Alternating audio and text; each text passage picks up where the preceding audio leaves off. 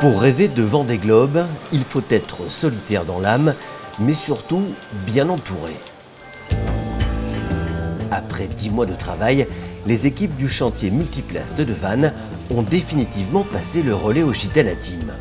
Le Mono 60 Edmond de Rothschild est enfin prêt à rejoindre son élément. Le dernier montage définitif, on va dire, avant la mise à l'eau. On l'a déjà monté à blanc au moins 5 ou 6 fois, mais là ça y est. Normalement, c'est la dernière.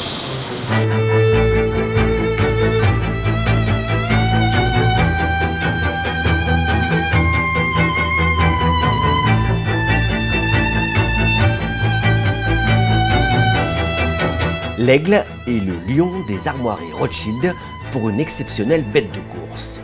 Avec le Mono 60 Edmond de Rothschild, Sébastien Josse dispose d'une machine à la hauteur de ses ambitions.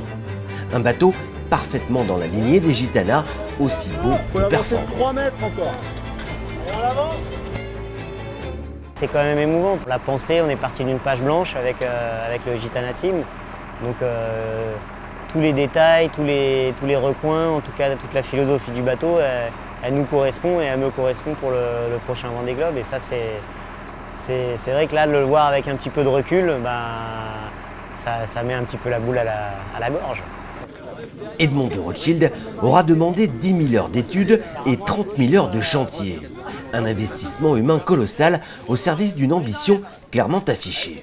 L'objectif, c'est vraiment d'aller chercher la victoire. Donc en fait, on a préparé un bateau avec Sébastien et toute l'équipe de façon à ce qu'on soit le plus performant possible et en tout cas essayer d'aller décrocher la timbale.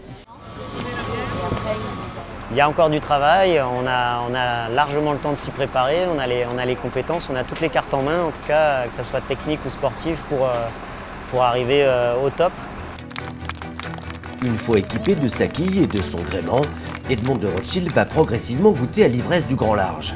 D'ici l'automne, il sera fin prêt à s'aligner au départ de la Transat Jacques Vabre, son premier grand test face à la concurrence.